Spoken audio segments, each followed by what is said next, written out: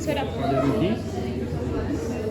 Pero yo me voy a quedar de este lado, aí eu não ia salir aí, ¿verdad? Não, pode passar aqui na frente, que é o áudio que manda mais. Ah, bueno. Que aí os slides a senhora passa pra nós. Passa, não passa? Claro que sim. Ia passar Aí todo. nem faz diferença. É só pra ter base. Está bien.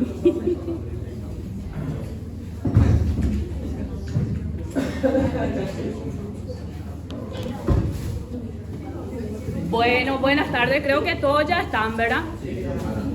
Bueno, hoy vamos a hablar sobre el tercer periodo del trabajo de parto, como estuvimos comentando con los compañeros antes que lleguen algunas personas. El primer periodo del trabajo de parto generalmente es el borramiento y la dilatación del cuello uterino, cuando va empezando el trabajo de parto. El segundo periodo ya es la expulsión del feto, ¿sí? El nacimiento en teoría, ¿sí? Y el tercer periodo es el alumbramiento. ¿Qué tal? ¿Qué es el alumbramiento? O sea, vamos primero a saber y conocer qué es lo que es la placenta. Entonces, la placenta es un órgano con estructura vascular, tanto materna como embrionaria, que se desarrolla dentro de la cavidad uterina durante la gestación y sirve como para nutrirle al bebé y darle oxígeno también al bebé, y el bebé también va a eliminar productos de desecho a través de la placenta. Entonces es para nutrir a nuestro bebé la placenta, ¿sí? Este órgano, vale la redundancia, es un órgano discoide que mide generalmente de 20 a 25 centímetros de diámetro, ¿sí? Su espesor generalmente mide entre 3 y 4 centímetros. Cuando por la ecografía se mide y es inferior a ese 3 centímetros de espesor, hay que pensar en algunas patologías como toxoplasmosis, hipertensión, y cuando es muy grande también. Entonces depende de la característica de la paciente para que yo diga, este puede ser una patología tal. Como si es muy gruesa, mide más de 5 centímetros, entonces yo puedo pensar en una diabetes gestacional. Todo tiene un porqué, ¿sí? Tiene una consistencia blanda y pesa entre 280 gramos y 700 gramos. Y tiene una cara materna, que es la de adentro, que es más vinosa y está compuesta por los cotiledones. Generalmente, ¿cuántos cotiledones hay en una placenta?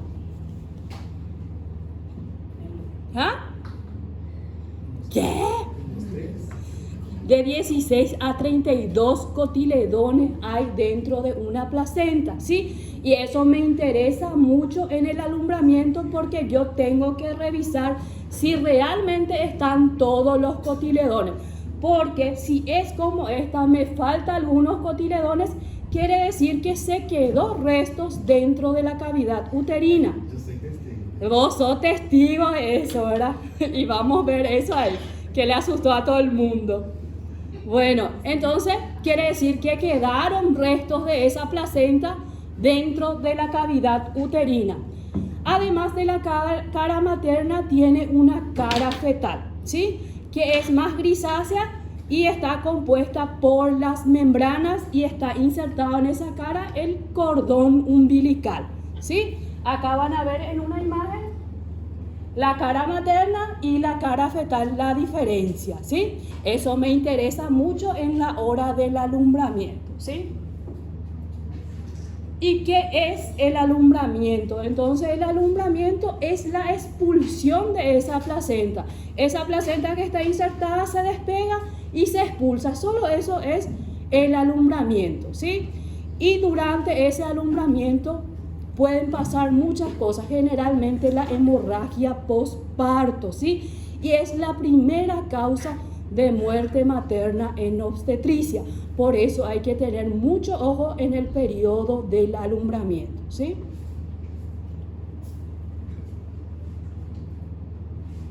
Y ese alumbramiento tiene 4 tiempos. Primero, del fondo uterino se va despegando, o sea, se va desprendiendo esa placenta, ¿sí? Después, el segundo tiempo, de desprender la placenta se van desprendiendo la membrana y luego de desprender la membrana él va descendiendo al segmento y por último se va expulsando esa placenta, ¿sí? ¿Y cómo se va a producir ese mecanismo del desprendimiento de la placenta? Generalmente, después del nacimiento, la mujer va a seguir con las mismas contracciones y esa contracción va a hacer con que se desprenda. Bueno, vamos a esperar a que todo llegue.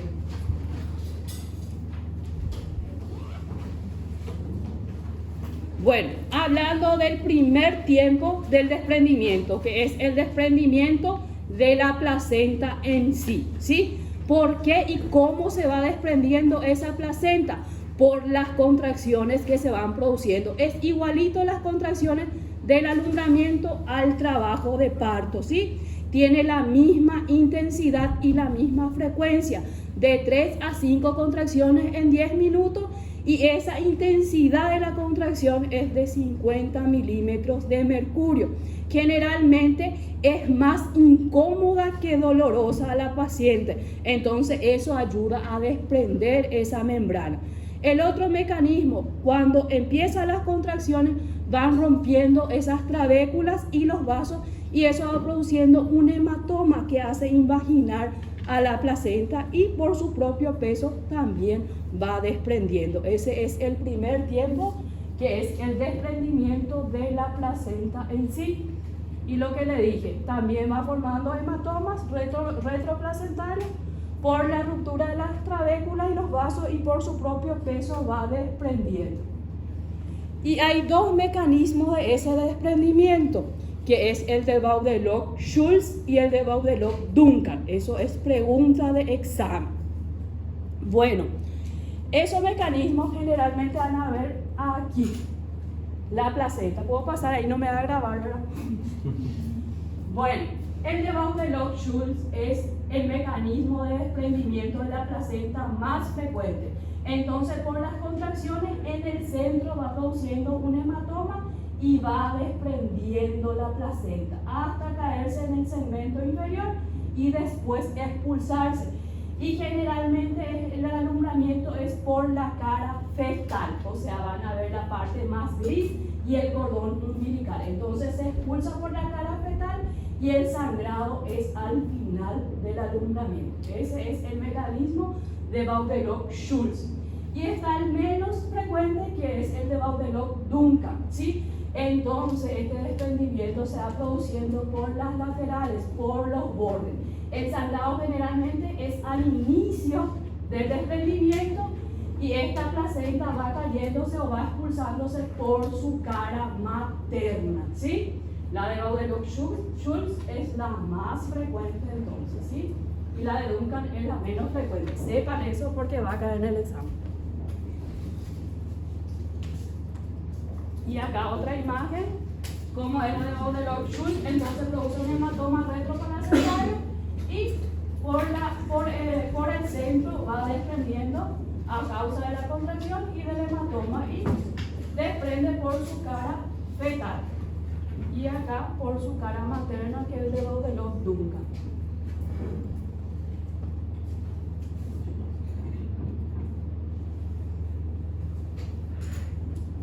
Bueno, el segundo tiempo, que es el desprendimiento. Ahí desprendió la placenta en sí, ¿sí? El segundo tiempo es el desprendimiento de la membrana, porque esto está envuelto por la membrana amniótica y eso también tiene que desprender. Y se desprende por el mismo mecanismo por el que desprende la placenta en sí, ¿sí? Por las contracciones y por el hematoma retroplacentario que se va produciendo y por su propio peso se va desprendiendo también la membrana. Eso va produciendo un tironeamiento, le llaman, y va desprendiendo, ¿sí? Es el segundo tiempo. El tercer tiempo es el descenso de la placenta, porque ya desprende la placenta y la membrana y ahí desciende, ¿sí? Desciende del fondo al cuerpo, del cuerpo al segmento y después a la vagina. El cuarto tiempo es la expulsión ya de la placenta, ¿sí? Y puede producirse por dos mecanismos: un alumbramiento espontáneo, que nadie interviene, nadie produce ningún tironeamiento, y el desprendimiento natural, en el que yo ayudo con estirar el cordón para poder desprender, ¿sí?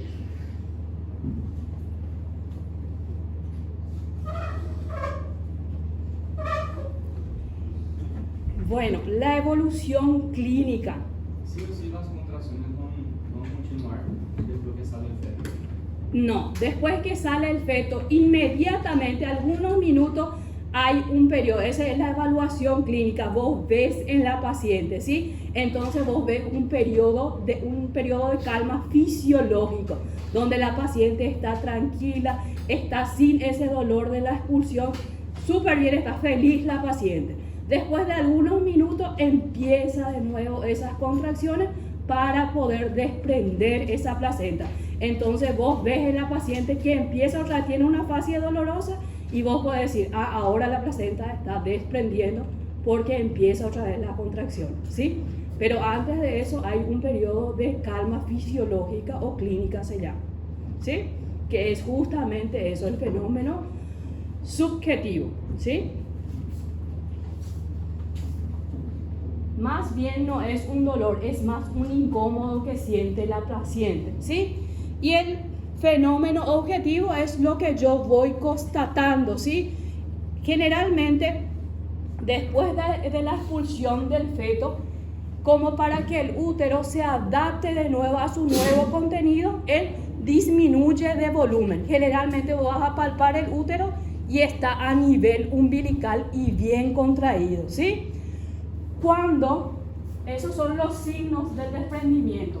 Cuando va desprendiendo la placenta y va cayendo en el segmento del útero, entonces el útero que estaba a nivel umbilical va a subirse aproximadamente 6 centímetros arriba de la cicatriz umbilical, y generalmente al lado izquierdo, y al lado derecho, y por los genitales van saliendo sangre. Entonces ahí yo digo, está desprendiendo mi placenta. Entonces, porque antes de desprender esa placenta, yo no puedo ayudar y estirar, porque si no, van a ver después qué puede producir al tironear sin que desprenda la placenta mi cordón umbilical, ¿sí? Después que expulsó generalmente la placenta, el útero vuelve a 2 centímetros debajo de la cicatriz umbilical, ¿sí? Y queda bien contraído. El útero tiene que estar de una consistencia leñosa, le llama el útero, para que yo diga el globo de seguridad de Pinar está presente, ¿sí? Entonces, después de la expulsión, a ese útero bien contraído se le llama globo de seguridad de Pinar, ¿sí? Y ahí no va a haber, si el útero está bien contraído, no va a haber hemorragia postparto, ¿sí? Entonces, eso hay que cuidar. Bueno, esto ya le dije más o menos los signos de certidumbre de que se está desprendiendo la placenta. Entonces, como dijimos, vuelve el dolor, ¿sí? La paciente vuelve a tener contracciones, hay salidas de sangre por los genitales, y el diámetro transversal del útero desciende, disminuye, y el útero también disminuye de volumen y se queda por debajo de la cicatriz umbilical. Y hay signos que le podemos llamar también para que me diga que sí, mi placenta desprendió. Está el signo de Alfred, ¿sí? Entonces, cuando nace mi bebé, generalmente yo pinzo mi cordón umbilical, corto el cordón umbilical y dejo una pinza kosher con mi placenta para que no esté sangrando ahí mi cordón umbilical. Entonces, generalmente pinzo ahí cerquita de mis labios mayores, ¿sí? Entonces, la señal de Alfred es que cuando va desprendiendo, este cordón umbilical va descendiendo a unos 10 centímetros de lejos del labio mayor. Entonces, eso me indica que mi placenta está desprendiendo. yo tengo un periodo de 30 minutos para esperar que esa placenta desprenda espontáneamente, ¿sí? Y está también el signo de Kussner. Esto generalmente yo agarro mi cordón umbilical y estiro mi cordón umbilical. Entonces hago una presión a nivel del útero. Entonces generalmente si levanto mi útero y mi cordón no le sigue, o sea, no sube por el canal vaginal, quiere decir que ya desprendió. Y si le sigue, quiere decir que no desprendió. Entonces yo no puedo forzar para alumbrar, ¿sí?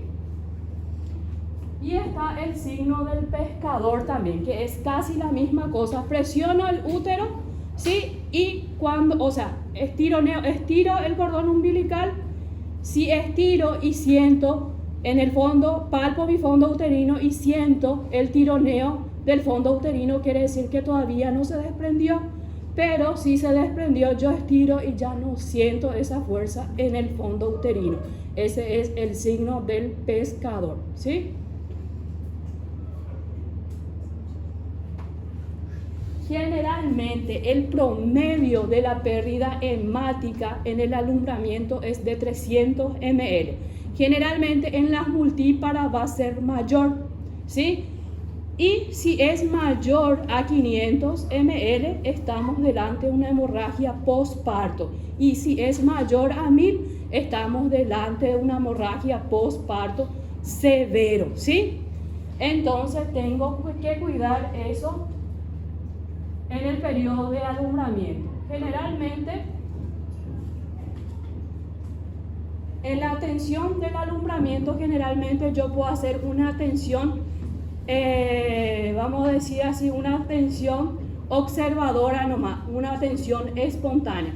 No le coloco ninguna oxitocina espontáneamente, no estiro el cordón, no ayuda a alumbrar. Espontáneamente la placenta alumbra en un periodo de 30 minutos. No así, si yo quiero ayudar, puedo usar el manejo activo el manejo activo del trabajo, el manejo activo del alumbramiento. ¿Qué eso significa? Que yo puedo colocarle 10 unidades de oxitocina intramuscular para alumbrar, ¿sí? Eso va a ayudar a prevenir la hemorragia postparto y también va a hacer con que 120 ml sangre menos mi paciente, ¿sí? Entonces, si no tiene una hemorragia postparto, voy a economizarle al ministerio también, porque no se va a ir horas goteándole oxitocina. Entonces, 10 unidades intramusculares y eso me va a ayudar a prevenir mi hemorragia postparto, ¿sí? A eso nosotros llamamos alumbramiento activo, ¿sí? El colocarle oxitocina, hacerle masaje uterino y ayudar con que alumbre esa placenta, ¿sí? Doctora, ¿cómo cuantificar la hemorragia? ¿Es subjetiva? Es subjetiva. Vos mirás generalmente, después de alumbrar, el sangrado generalmente es negruzco y en escasa cantidad.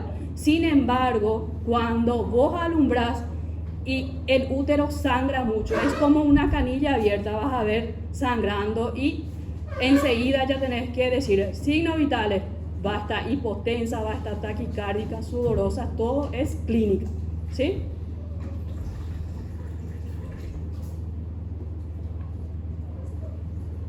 Este es nuestro manejo activo y generalmente tenés que vigilar la fascia, los pulsos, la presión, como dijimos, porque si hay una hemorragia postparto, son los principales signos vitales que hay que tener en cuenta. ¿Qué les parece que eso es?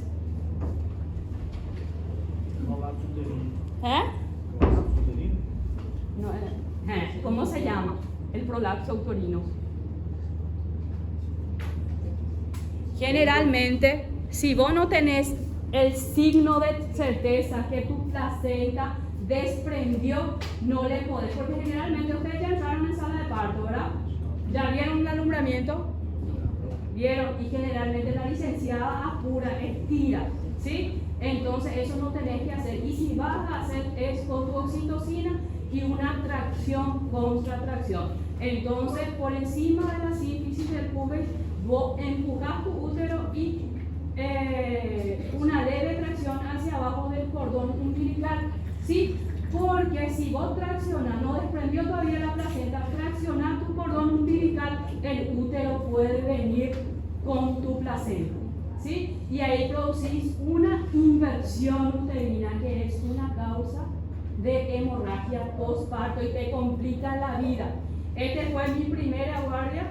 Yo terminé la residencia. Cuando vos terminas la residencia te mandan a tu pasantía rural en cualquier lugar que no hay nada, ningún recurso. Bueno, el primer día de mi guardia conseguí mi traslado y vine acá en el hospital regional. Me quedé un año sin operar, me quedé un año sin hacer histerectomía. Y cuando parió la paciente, el licenciado, claro que se apuran, ellos demasiado se apuran, traccionó el cordón umbilical y con él vino el útero en sí, ¿sí? Entonces, lo ideal es que vos actúes rápido, meta la mano lo más rápido que pueda para poder revertir esa inversión.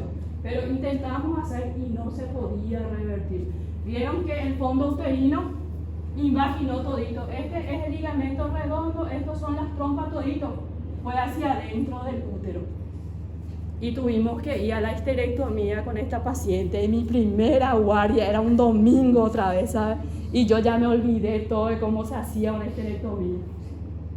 Y yo dije, bueno, voy a mirar a mi compañero que él haga primero la incisión y después yo ya a hacer. El doctor me dijo, empezamos más, doctora. ¡Ay, no! Pero ahí sobre la marcha vos te acordás todo. Nunca te olvidas. Sobre la marcha haces. Y ahí hice mi primera histerectomía en el hospital. En este caso no hay que hacer que... Y eso es lo que te dije, tenés que actuar rápido. Si podés, en la hora tenés que meter la mano e intentar revertir. Y con una anestesia raquídea para que pueda relajar la musculatura. Pero con ella fue imposible revertir. Hasta después de hacer la histerectomía continuaba el útero así invaginal. No, y ella pobre anga tenía era su segundo hijo. Y ahora nunca más se va a poder embarazar, ¿verdad? En este caso hay un rompimiento del ligamento. No hay ningún rompimiento de nada, solo el útero invagina. El fondo de útero invagina hacia adentro del útero, ¿sí? Y viste, las trompas tenían que estar libres hacia acá y él se imaginó todo con él. Y por eso no puede, por eso se produce un sangrado postparto. Y tuvimos que hacerle la histerectomía. Esto es como una iatrogenia por parte de la enfermera. Puede ser. Es una complicación postparto, pero es por eso. No es un prolapso, es más una imaginación. Una invaginación, es una inversión uterina, se llama. Es lo peor. Bueno, después del alumbramiento, el periodo más... Ven ya que en sala de parto generalmente se le deja a la paciente, tiene todo su hijo, le haces todo su alumbramiento y 2 horas se queda en sala de preparto para que se le controle los signos vitales, el globo de seguridad de Pinar y el loquio. ¿Qué era loquios? ¿Qué es loquios?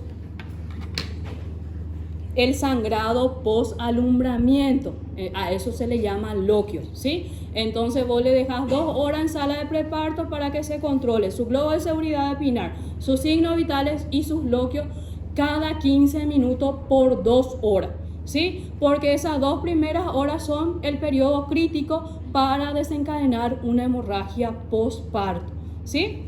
Entonces, generalmente nosotros tenemos esta hoja de control en el hospital, que es una hoja de escala de alerta precoz. La paciente pisa en maternidad, se le interna y esta hoja se le tiene que abrir para ir controlando los signos vitales y más todavía en el periodo del alumbramiento, porque ahí se puede producir una hemorragia postparto y si vos no estás controlando, tu paciente puede ovitar o morirse de vos ahí en tu cara si es que no estás controlando.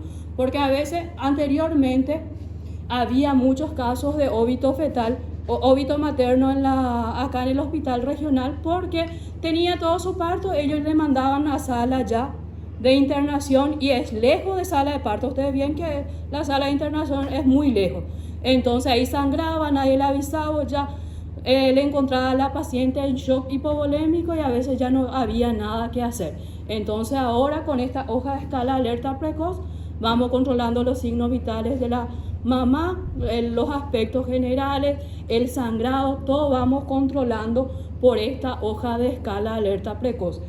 Si mis signos vitales están en rojo, quiere decir que mi paciente está hemodinámicamente inestable y yo tengo que controlar los signos vitales como mínimo cada 5 o cada 10 minutos, ¿sí?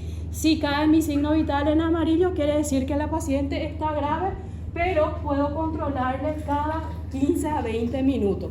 Y si está en verde, está hemodinámicamente estable y puedo controlarle entre 1 a 2 horas a mi paciente los signos vitales, ¿sí? Cada 5 minutos si está hemodinámicamente inestable. Por ejemplo, en una hemorragia postparto está sangrando mi paciente, tiene una presión sistólica menos de 70, quiere decir que está inestable, está en shock mi paciente. Entonces alguien tiene que estar ahí con mi paciente para controlarle cada 5 minutos mientras yo voy tomando mi conducta. Doble vía periférica, masaje uterino que vamos a ver acá, ¿sí? ¿Cuáles son las 4 causas generalmente de una hemorragia postparto? Generalmente hay una mnemotecnia que se llama 4T. Primero es el tono, ¿sí? Si el útero está bien contraído, mi globo de seguridad de Pinar está presente, quiere decir que mi útero está como una leña de contraído, duro está mi útero, entonces ahí no va a sangrar. Cuando se afecta el tono, quiere decir que hay una atonía uterina. Entonces mi útero está blanduzco y por eso mi paciente empieza a sangrar, ¿sí? Entonces la primera causa es el tono. La segunda causa es el trauma, porque puede haber desgarro a nivel del canal del parto, que es el canal vaginal, o a nivel del cuello uterino. También puede haber dehiscencia, si son cesáreas anteriores, dehiscencia de la cicatriz anterior o mismo una ruptura uterina. Eso entra todo en trauma. Y tejido es cuando quedan restos, la misma placenta, vos tenés 30 minutos para alumbrar. Si en 30 minutos no alumbra, ¿qué se produjo? Una retención placentaria, entonces vos tenés que alumbrar en forma manual, ¿sí? O que se haya quedado restos de la placenta, entonces eso entra en tejido, ¿sí? Y las trombinas, ¿sí? Entonces ahí se afecta la cascata de la coagulación, que es la que menos queremos que pase, porque con eso es terrible. Nuestra paciente está más allá que acá. ¿Y en quiénes pacientes generalmente tenemos que cuidar? Porque de esa paciente probablemente va a ser una atonía uterina. ¿Quiénes pacientes tenemos que cuidar? ¿Ah? Diabética porque, Alexandre. Ajá. No, es porque es diabética nomás. Porque la diabetes produce macrosomía fetal. Entonces las fibras musculares del útero van a estar sobredistendidas. Entonces después que nazca el bebé va a tardar para que ese útero se contraiga, ¿sí? Entonces generalmente por eso hace la atonía uterina. Las multíparas, las gestaciones múltiples, porque el útero va a estar sobredistendido. Entonces tarda más para contraerse ese útero y sí o sí hay que tener ojo con esas personas porque probablemente vayan a hacer una atonía uterina. También las que tuvieron un trabajo de parto muy prolongado, ese útero está cansado y no se va a contraer después del alumbramiento, ¿sí? Entonces en ellas hay que tener ojo después del alumbramiento, ¿sí? Más cuidado con esas pacientes. Y además se tomó mucho citocina. También porque el útero está cansado, ¿sí? Entonces ya no responde generalmente, entonces hay que cuidar en esas pacientes, ¿sí? Entonces cuando tiene una multípara, una gestación macrosómica, cuiden nomás ese puerperio, ¿sí? Doctora, Sí. y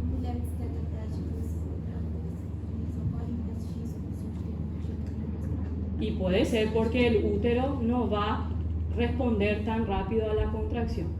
Puede ser. Y generalmente en ellas más se opta por la cesárea porque no vas a poder colocarle en posición ginecológica y no va a poder pujar en la hora del parto. Entonces, generalmente se indica las cesáreas en ella. ¿Sí? Bueno, entonces, si le están controlando, alumbraron toda la placenta, lo primero que debe controlar entonces es el tono del útero. Si no encuentran su globo de seguridad de Pinar, probablemente está haciendo una atonía, ven su sangrado que es más de lo común.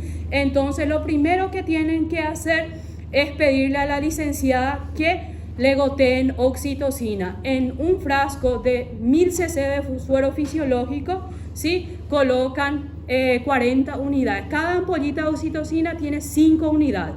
Colocan 40 unidades de oxitocina y van haciendo un goteo de 40 por minuto, ¿sí? Y con eso le piden a su ayudante, porque no pueden estar solo. Ustedes activan código rojo y todo tiene que estar centrado en sala de parto. Vos tenés que tener un asistente 1, un asistente 2 y un circular. Y vos, ginecólogo, sos el coordinador. Entonces yo como ginecólogo ya le pido a la licenciada doble vía periférica en unos 40 unidades de oxitocina, y mi ayudante va a hacer mi presión abdominal aórtica. Entonces a nivel de mi ombligo, ligeramente hacia la izquierda, voy presionando mi aorta abdominal, ¿sí? Con todo el peso del cuerpo de la persona que hace. Lo que dice que estoy haciendo bien esa técnica es palpar mi pulso femoral. No tengo que sentir mi pulso femoral para decir que está funcionando mi presión aórtica, ¿sí? Mientras mi ayudante está haciendo mi presión aórtica, entonces yo puedo hacer la presión, o sea, el masaje uterino con la presión bimanual por la vagina. Meto mi mano y comprimo del abdomen hacia abajo, comprimo mi útero para que pueda taponar los vasos y no sangrar tanto esa paciente, ¿sí? Eso es la presión bimanual. Mientras ya le está goteando oxitocina, mi compañero ya está haciendo la presión aórtica y yo la presión manual. Generalmente con esto ya va pasando, ya va teniendo más tono mi útero, voy hemostasiando, ya va a tener menos sangrado mi paciente, ¿sí? Con esto. Pero si no pasa con esto, tengo que probar otras técnicas. Aparte de hacer mi presión suprapúbica, o aparte de hacer mi presión bimanual, tengo que colocar el traje anti-shock a la paciente. Eso es para mejorar el tono, o sea, el retorno venoso de la paciente, ¿sí? Y si con mi presión aórtica, mi presión bimanual, con mis oxitóxicos no van pasando, lo que puedo hacer es pinzar mi arteria uterina a través vía vaginal. Entonces colocamos espéculos, ¿sí? Y generalmente la arteria uterina se encuentra ubicada entre el ligamento cardinal y la unión del útero. Entonces ahí voy pinzando de los dos lados las dos arterias uterinas para ver si sangra menos, ¿sí? Si con eso no cede otra vez mi sangrado, puedo usar el balón de Bakri, se llama. Es un balón que viene preparado ya, nosotros no tenemos. Generalmente hacemos este balón de Bakri con preservativo si es que podemos. Entonces este balón ya viene preparado. Entonces vos la paciente sedada, ¿sí? Y con mis valvas vaginales veo el cuello uterino y voy introduciendo con una pinza aro hasta el fondo de mi útero. Y voy insuflando con 500 o 800 cc de suero fisiológico hasta que ocupe toda mi cavidad uterina para que pueda taponar los vasos que están sangrando, ¿sí? Ese es el balón de Bakri que también podemos usar. Y este es una sutura compresiva, se llama sutura de Lynch, se llama, ¿sí? Entonces, como el útero está blando como una manteca, yo le doblo a ese útero y voy haciendo una sutura para que él se quede comprimido ahí, ¿sí? Y así no sangra. Yo hago si es que yo quiero preservar la fertilidad de la paciente. Su primer hijo está haciendo atonía uterina y yo no le quiero hacer todavía la histerectomía. Pero si es una paciente multípara, vos no pensás dos veces, no vas a hacer esto, vas a hacer directo la histerectomía. El último a hacer es la histerectomía, ¿sí? Bueno, esos son toditos lo que vos podés hacer en caso de una atonía uterina. La otra causa de la hemorragia postparto era el trauma, ¿verdad? Puede haber desgarro a nivel vaginal, a nivel del cuello uterino. Entonces vos siempre cuando hay una hemorragia postparto tenés que hacer una revisión del canal vaginal, porque la mucosa vaginal sangra impresionantemente, es como sangra. Una madrugada, una paciente para más obesa, ¿sí? Entonces todo se complica cuando la paciente es obesa.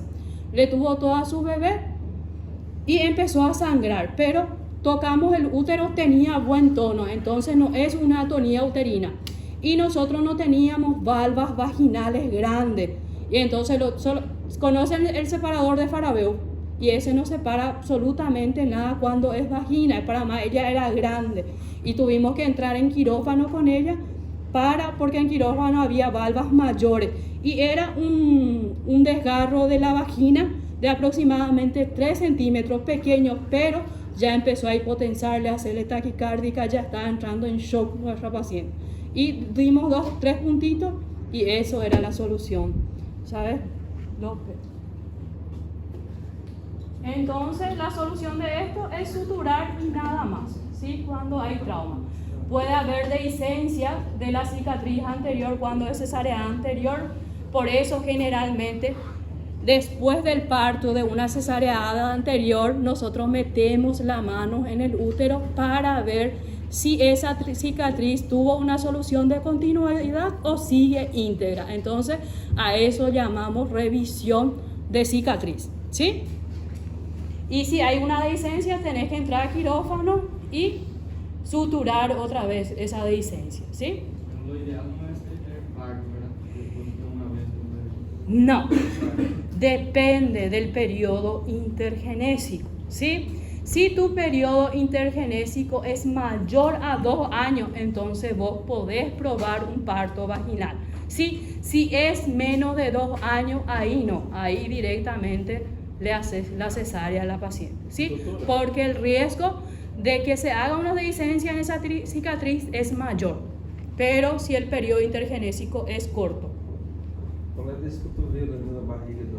Ah, sí, ese es clásico, ese es el Cristeler.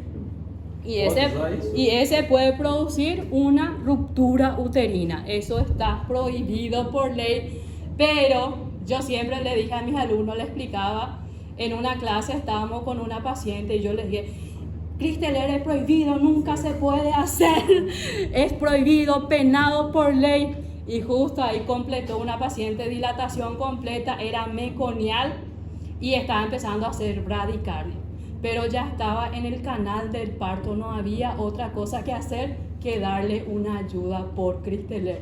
Y ahí mi cara no sé dónde metí, porque yo acababa de decirle a mis alumnos que eso no se hacía, casi me morí. Pero a veces hay condiciones que vas a tener que hacer. Es prohibido, pero a veces hacemos. No hay caso, ahora ya le digo eso porque dije Caso bem específico. si tu paciente ya está con dilatación completa, ya está en cuarto plano de Hodge, su cabeza ya está más afuera que adentro, entonces vos le das una pequeña ayudita, porque esto puede producir ruptura uterina, puede producir hasta ruptura hepática, puede producir, entonces te puedes complicar mucho más.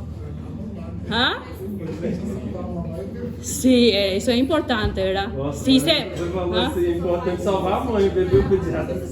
Y si solo ahí no me van a hacer cuando está en el primer plano de Hodge, está súper alto todavía, y voy a ayudar a pujar, eso no se hace. Es mejor y más fácil, va a ser más rápido una cesárea que después arreglar el estallido vaginal, porque va a haber un desgarro y el desgarro es muy difícil corregir, porque la vagina es estrecha, ¿verdad? Entonces vos tenés poco espacio para suturar. Lo peor es suturar la vagina. Como estreita, doutora. Passa O sea, 3 dias. no, pero bueno, y en el caso de tejido, cuando hay una retención placentaria, ¿verdad? Cuando se pasaron más de 30 minutos y no alumbró, entonces estamos delante de una retención placentaria. Entonces tenés que llamarle al anestesiólogo para sedarlo o anestesiar a la paciente para que vos puedas meter literalmente tu mano dentro del útero, pasar la vagina, meter tu mano e intentar desprender manualmente la placenta, ¿sí? La vez pasada yo tuve que hacer sin anestesia y ellos se quedaron chocados por ahí. E quando acontece o acretismo? Acretismo placentario generalmente se produce, ¿ah? O que faz? Y en el útero, o sea, la placenta se pega a la pared del útero. Generalmente las pacientes que tuvieron alguna cesárea previa, algún procedimiento como legrado o el propio curaje manual que yo haga, entonces cuando se inserta la placenta, él invade la capa muscular. Entonces cuando vas a alumbrar, puede producir una retención placentaria. Aí o también. que faz? Deixa lá? Claro que no, generalmente se va a la histerectomía porque no podés alumbrar. Então tem que fazer esterectomia Ajá, total. sí. No total, porque generalmente son pacientes jóvenes las que se embarazan. Entonces hace una subtotal donde preservas el cuello uterino. Doctora, disculpame, ¿comprende el aire o no sabemos? Bueno, estamos muriendo. Yo también, yo sí que estoy hablando acá. Vamos a pedir. ¿No quieren pedir? Sí, que eso quiera, decía. Si no, no voy a apagar su cámara. Él re quiere ir. Voy a apagar su cámara. Yo estoy sudando y no me di cuenta porque estoy acá entretenida. Entonces, literal, se mete la mano. Es un procedimiento medio cruento, pero hay que hacer. Y esto predispone a una infección de la cavidad uterina, que es la endometritis también. Entonces, lo ideal es solo hacer en estos casos, porque generalmente las obstetras en el hospital alumbra todo y directamente mete la mano. Si vos inspeccionás tu placenta, ves que los cotiledones están íntegros, la membrana está íntegra, tenés buen globo de seguridad epinar, entonces no es necesario meter la mano para ver si hay resto o no. Generalmente las obstetras en todas las pacientes post alumbramiento, ellos meten la mano para ver si quedaron resto o no. Y no es necesario porque esto puede predisponer a una infección de la cavidad uterina. Entonces, solo si es indicado se hace el curaje manual. Ustedes van a ver cuando estén en el internado que a todas le hacen el curaje manual, ¿sí? Y no es necesario. Naquele caso, como que isso? En aquel caso yo le mostré a ustedes la placenta y vieron que estaba todo irregular los cotiledones, por eso me dio la duda y metí mi mano para ver si había restos o no. Porque estaba todo muy irregular. Generalmente esto tiene que ser así, liso, y el de ella estaba todo irregular. Parece que desprendió la placenta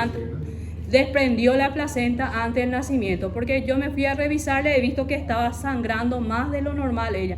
Entonces por eso le llevé ya a sala de parto a ella.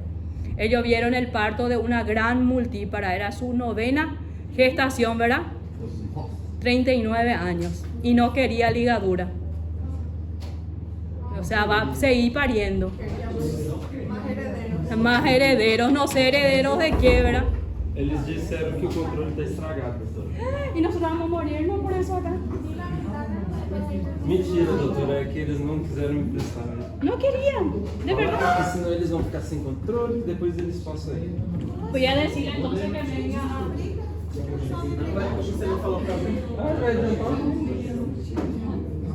Nos estamos deshidratando.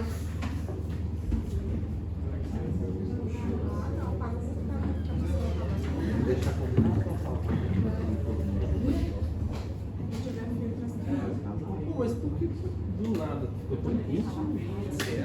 ¿Ah? Es porque estábamos muy entusiasmados con la clase, entonces ahí ya sentimos más calor. Todavia, ela não fez laqueadura.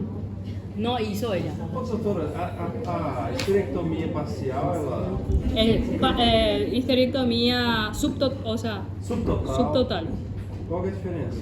El tema es que vos tenés, no hay ningún bolígrafo, no hay ningún pincel acá. Papá, O não que vai. que acontece? Ela vai poder engravidar ou não? Claro que no, solo el cuello te... Ok. Porque generalmente influye mucho después en la relación sexual de la paciente. La mayoría de las pacientes dice que no siente nada cuando tienen relaciones, por eso se deja para que ellas se sientan más seguras y todo eso en una mujer joven. Si es una mujer más de 40 años, se recomienda hacer la total, se quita el cuerpo y el cuello uterino. ¿Sí? Profe, essa grama multípara foi todo parte normal ou cesárea? ¿Ah? Essa grama multípara foi parte normal ou cesárea? Todos. Y si es una gran multípara, ¿para de qué viene? De paridad, que parió por abajo, por la vagina. Entonces, por eso decimos que es gran multípara. Puede ser que ella sea una gran multípara y tenga una cesárea anterior. Entonces, a partir de 6 partos vaginales, nosotros hablamos en gran multípara. Y si tiene 6 partos vaginales y una cesárea, es gran multípara cesareada anterior. ¿Sí? Y eso sepan porque yo voy a poner en el examen diagnóstico obstétrico. Ya le digo, ya lo. Diagnóstico obstétrico no va a faltar. Calcular la fecha probable de parto, sí o sí voy a poner.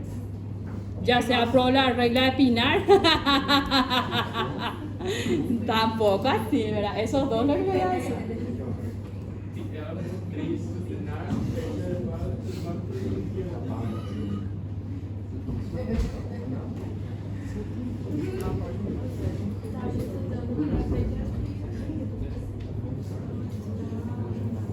Sepan también las principales causas de atonía uterina, ¿sí? Los tipos, los mecanismos de desprendimiento, Baudelock-Schulz, Baudelock-Duncan, eso. Profe, ¿va a haber alguna de escribir, de sentar o sacar? No sé, todavía no hice. Vos vas a hacer todo. Yo voy a hacer mi parte y Lari su parte. Si es que me pagan, ¿Qué te paguen? porque el mes pasado no me pagaron, porque no me pagaron el sueldo, estoy yo pagando para enseñarle a ustedes.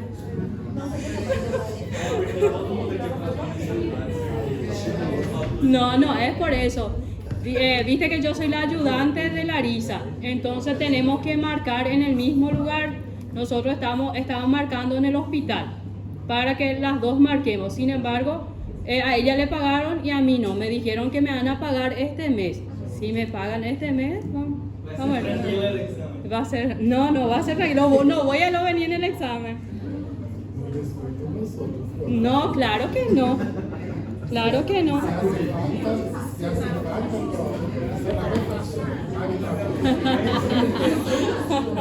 No, eso no.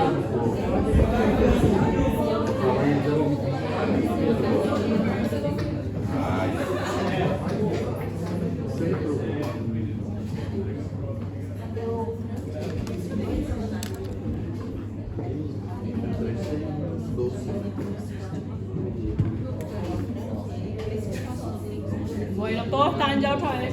La última causa de la hemorragia postparto, la última T, son por causa de las trombinas. Hay una alteración patológica en la cascada de la coagulación. Entonces, ¿cómo vamos a diagnosticar eso? Nuestras plaquetas generalmente van a estar por debajo de 150.000. Nuestro tiempo de protrombina van a estar aumentado en un 70%. El tiempo de tromboplastina parcial activada también va a estar aumentado. El tiempo de trombina también va a estar aumentado y los fibrinógenos generalmente van a estar disminuidos, ¿sí? Entonces eso laboratorialmente y también por el sangrado que la paciente va a presentar, ¿verdad? Y el tratamiento es eliminar la causa. Si estamos delante de una hemorragia postparto y hay que hacerle una histerectomía, se va a tener que hacer la histerectomía y la reposición hemática que vamos a tener que hacerle a la paciente, ¿sí? Y eso nomás. Solo eso. Cortito. ¿Ah? El próximo miércoles. Reemplazo de trabajo de parto entonces. Sí, el próximo. Para no cansarme. Pega umas roupas antigas pra gente treinar. Ay, Dios mío. Só ajuda, é sério, exercício. Exercitar. Ensina a gente a fazer a prova da senhora. Porque. Por ejemplo, el trabajo de parto, yo no sé qué Lari va a poner. Lari es la que va a hacer. Todo lo que es trabajo de parto. Não tem mais nada, doutor. Dá um sorriso. A senhora é perfeita, viu?